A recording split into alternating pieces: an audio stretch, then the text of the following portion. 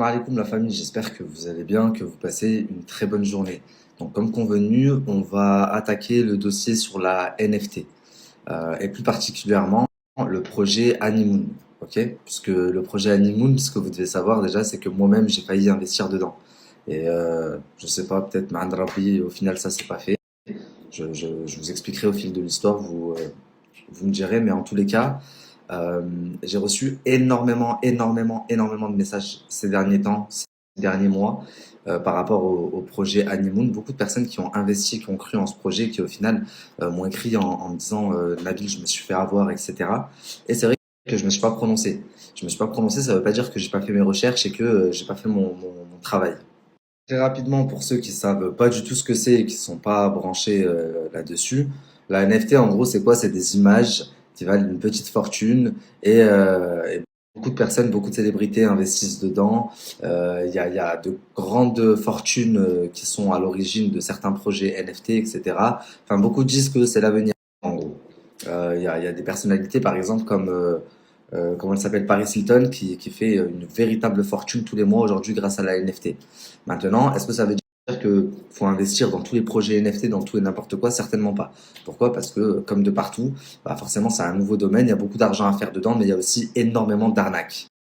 Pour être honnête, la famille, la première fois que j'ai voulu vous parler de NFT, c'était par rapport à un projet Doggy, un projet de chien que j'estimais aussi être une arnaque. C'était des images de chiens, mais au final, toutes les images ne se sont pas vendues et ça n'a pas fait autant parler que Honeymoon, parce que justement, eux, enfin ceux qui sont à l'origine de Honeymoon ont réussi à vendre l'intégralité du projet. Les 9999 images ont été vendues. Donc pour recontextualiser, Honeymoon, c'est quoi? Donc quand le projet est sorti, il a été promu par beaucoup d'influenceurs, mais surtout, ce dont on s'est servi pour promouvoir le projet, c'est la roadmap. La roadmap, c'est chaque projet NFT a une roadmap, c'est-à-dire c'est un peu comme quand un président se présente aux élections présidentielles, ben, il a sa liste où il va dire bah je vais faire son programme, je vais faire ça, je vais faire ça, je vais faire ça, je vais faire ça, je vais faire ça. Ben, la roadmap c'est un peu pareil. Dessus, ils disent bon bah voilà, vous allez acheter une NFT, sachant que là en l'occurrence une NFT, un Honeymoon, une image Pokémon, elle était vendue 630 dollars et ils en ont vendu 9999, soit l'intégralité des images.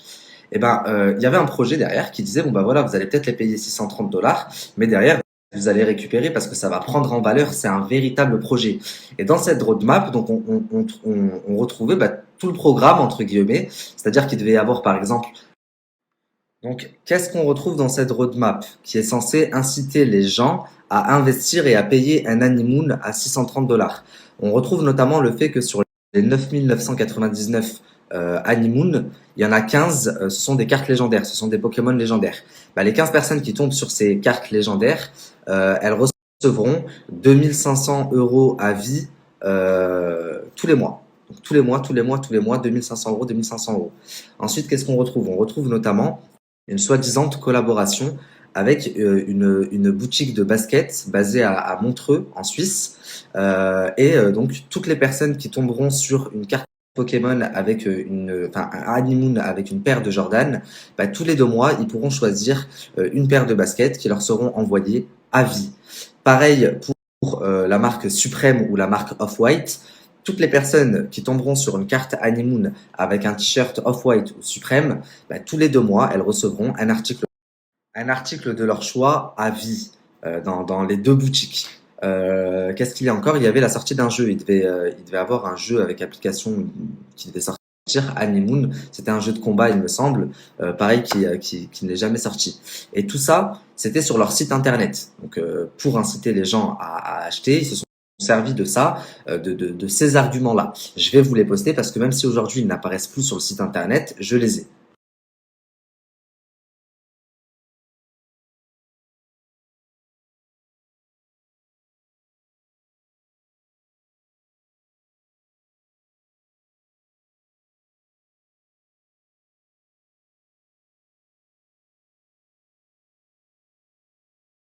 Avouez la famille, leur roadmap, elle est stylée. Elle donne envie quand même, ça donne envie. Maintenant, pour que les gens mettent 630 dollars sur une image reste encore à le faire connaître déjà du grand public et à leur donner envie. Donc, faut choisir les bonnes personnes pour communiquer et pour vendre l'intégralité des images, à savoir les 9 999 images. Ok? Donc, ils vont prendre, et je pense que ça a été leur plus gros coup, leur plus gros influenceur qu'ils ont payé le plus cher, Jack Paul. Jack Paul, c'est un YouTuber américain qui va communiquer sur le projet Honeymoon et qui va clairement faire de la pub sur ses réseaux sociaux. Ok?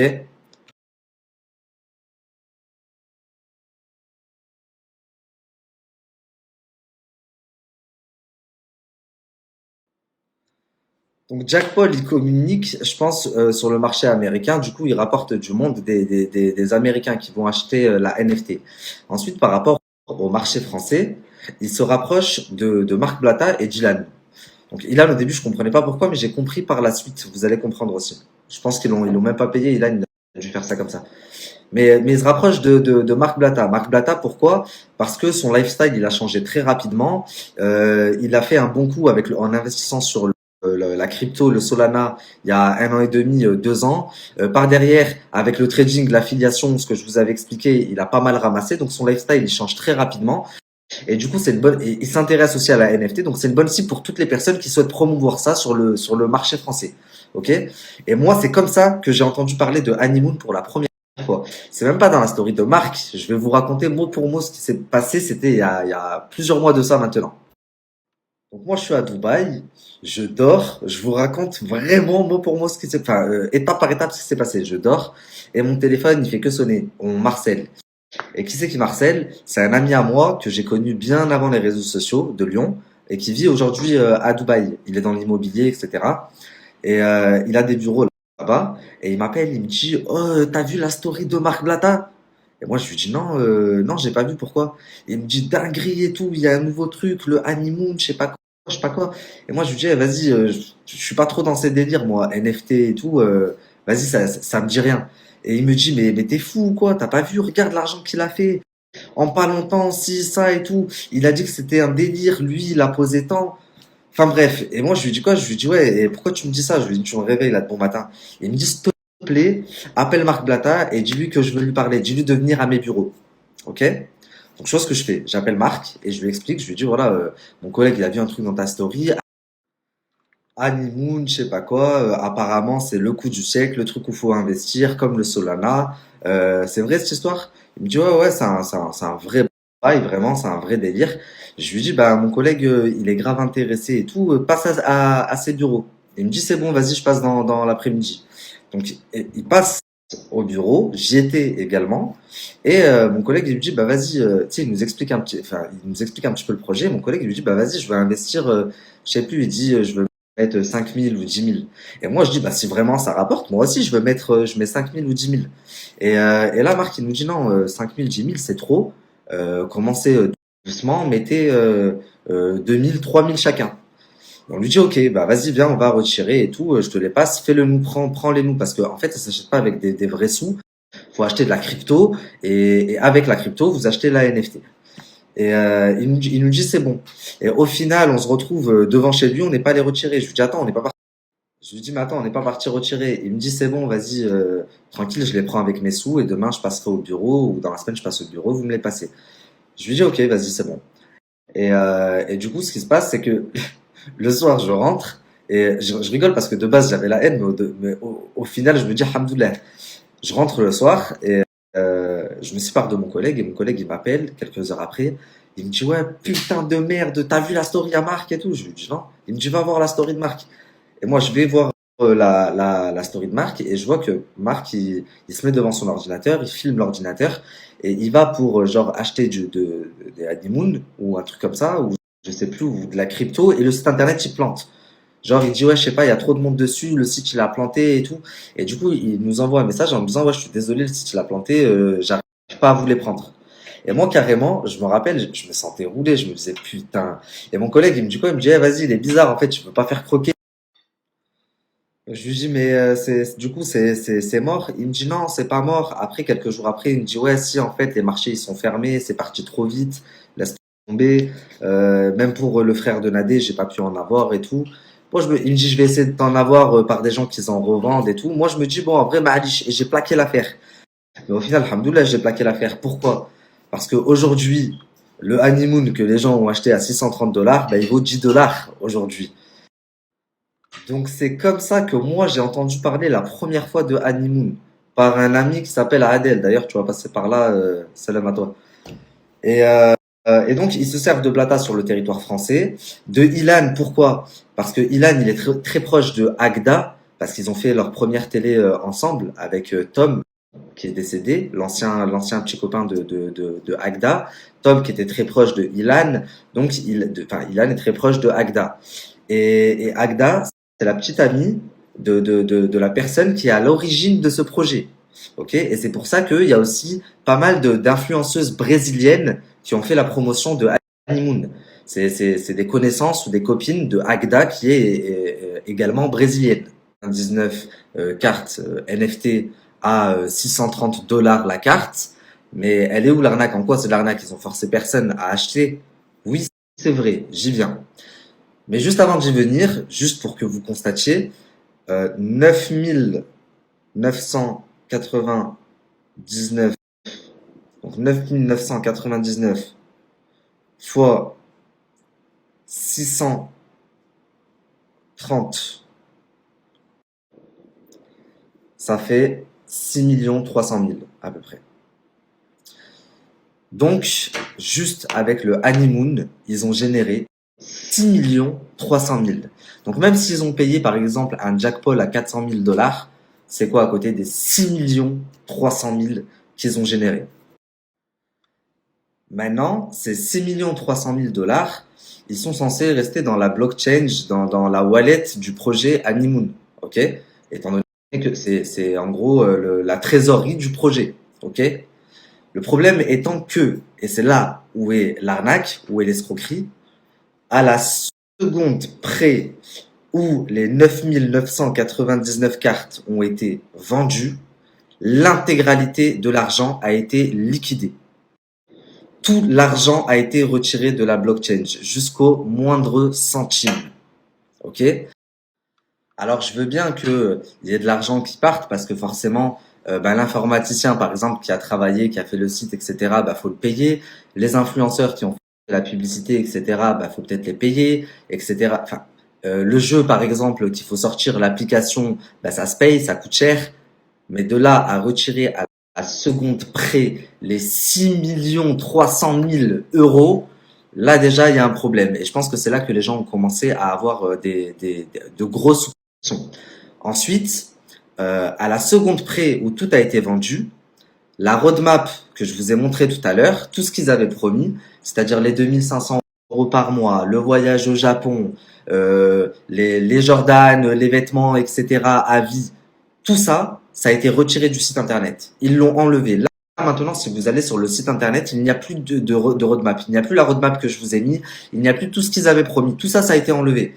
Donc là aussi, en plus, je suis en train de me dire un truc tout con qui aurait dû même me mettre la puce à l'oreille à l'époque, même si enfin, je sais même pas si on m'en avait parlé. Mais comment est-ce que vous voulez gagner un voyage au Japon, sachant que vous pouvez pas aller au Japon? Il me semble les frontières elles sont fermées, non, Noémie?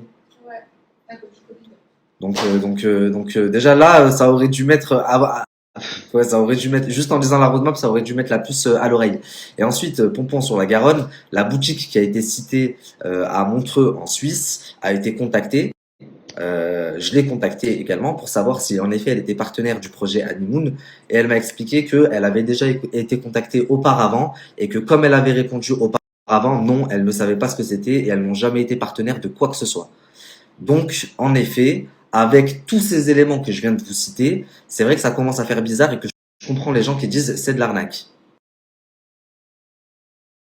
Désolé la famille pour la pause qui s'est éternisée, je suis sorti manger. En tous les cas, on reprend la deuxième partie de cette story et on va essayer de répondre à ces deux questions, à savoir qui est derrière le projet Honeymoon et où est tout cet argent, où sont passés les 6,3 millions de dollars. Donc pour les Américains, le responsable, c'est Jack Paul. Je vous mets quelques articles et je reviens vers vous. Donc pour les Américains, Donc la famille, quand on vous dit ouais, Jack Paul a fait la pub, croyez pas que c'est un truc de fou, sachant que Jack Paul aux États-Unis, il y a plein d'articles comme ça. Donc en gros, qu'ils le mettent dans la sauce et qui le traitent entre guillemets d'escroc avec tous ces projets NFT qu'il a promus. D'ailleurs, le honeymoon, c'est pas le seul qui l'a mis dans la sauce. Je sais qu'il est en procès avec énormément de personnes sur d'autres projets NFT qu'il a promus également. Je vais vous mettre un article après. Donc Jack Paul, c'est vraiment pas une référence. De base, il avait une certaine image, une certaine crédibilité. D'ailleurs, il avait pas mal de combats qui devaient arriver, qui étaient prévus et qui ont été annulés à cause de toutes les polémiques dans lesquelles il se retrouve et tous les procès dans lesquels il se retrouve actuellement à cause de la NFT.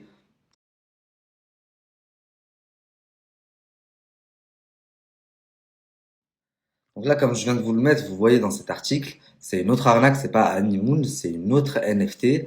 Mais en tous les cas, enfin, Honeymoon, c'est pas la seule NFT bizarre, la seule arnaque qu'il a promue. Et c'est pour ça que là, actuellement, il a énormément de procès et il est en train d'essayer de s'arranger amiable avec pas mal de victimes. Parce que là-bas, aux États-Unis, c'est totalement légal. C'est-à-dire que quand quelqu'un porte plainte contre vous et tout, vous avez la possibilité de vous arranger amiable avant d'aller en procès. Après, si vous trouvez un arrangement, tant mieux. Sinon, bah, vous irez en procès.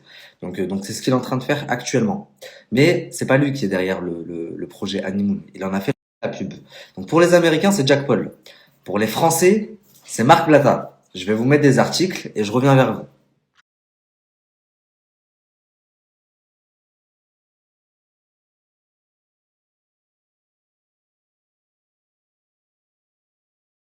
Donc, comme pour Jack Paul, en France, on peut retrouver des centaines d'articles comme ça qui en gros, expliquent l'arnaque de Honeymoon, plus de 6 millions de dollars.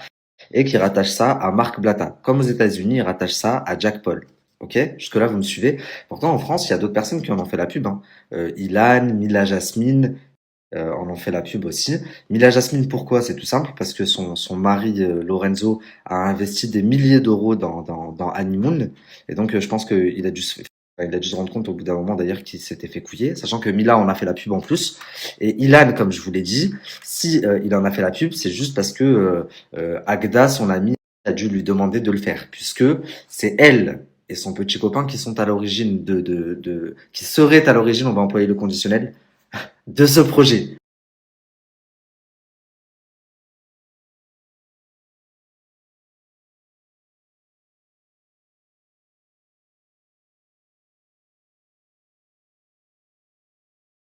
Donc, comme vous pouvez le voir, Marc Blatta et NAD, ça n'a pas été les seuls à parler de Honeymoon en France. Par contre, je pense que ça a été les seuls à être bien payés, très bien payés, pour en faire la promotion. Parce que Milal a dû le faire parce que son mec a investi de l'oseille dessus. Je pense pas qu'elle a été payée pour. Ilan, il l'a fait parce que Agda lui a demandé. Par contre, Marc, comme Jack Paul, je pense qu'il a pris un très bon billet pour en faire la promotion. Et c'est pour ça qu'il en a parlé sur la durée. Et c'est pour ça aussi que les gens y retiennent Marc Blatta. Mais croyez-moi, la famille, je suis sûr à aller 98% que ni Jack Paul ni Marc Blatta sont derrière Honeymoon. Les personnes qui sont derrière Honeymoon, je vous mets une photo juste après, roulement de tambour, tanana.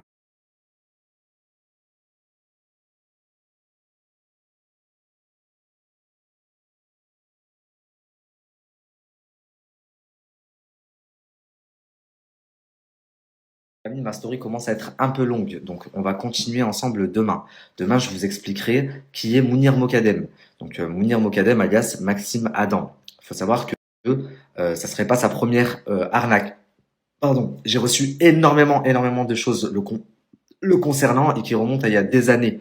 Donc en Suisse, parce que il vient de là-bas vers la Suisse, il est très connu dans le domaine de l'arnaque, surtout dans le e-commerce et aussi pour avoir soutiré de grosses sommes d'argent à des gens très riches pour des soi-disant faire des placements et il aurait disparu avec l'argent.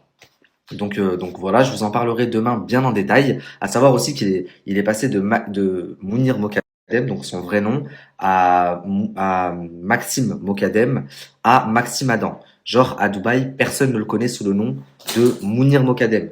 Et encore ce matin, j'ai reçu un appel d'un ami de Dubaï qui me dit, mais attends, je le connais très bien, c'est pas possible à ce que tu racontes, il est pas tunisien, il est français, et il s'appelle pas comme ça, il s'appelle Maxime, je suis sûr de moi.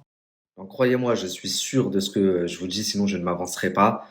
Et j'ai toutes les preuves en plus de ce que je vous dis. Croyez-moi, il y a l'arnaqueur de Tinder, il y a Anna, je sais pas comment elle s'appelle, et maintenant il y a l'arnaqueur de Tunis, de Hammamet, on va l'appeler. L'arnaqueur de Hammamet, très très fort. Je vous parlerai également aussi un petit peu d'Agda, parce que rien n'aurait été possible sans elle, je pense. C'est elle qui a ouvert son carnet d'adresses et son portefeuille client, si je peux dire. C'est elle qui l'a branché avec Ilan, c'est elle qui l'a branché avec toutes les influenceuses brésiliennes. Par exemple, pour les personnes qui disent c'est Marc Blatta derrière, c'est Marc Blatta derrière, d'où il va connaître des influenceuses brésiliennes. Est-ce que vous savez combien de meufs brésiliennes ont fait la pub pour Honeymoon?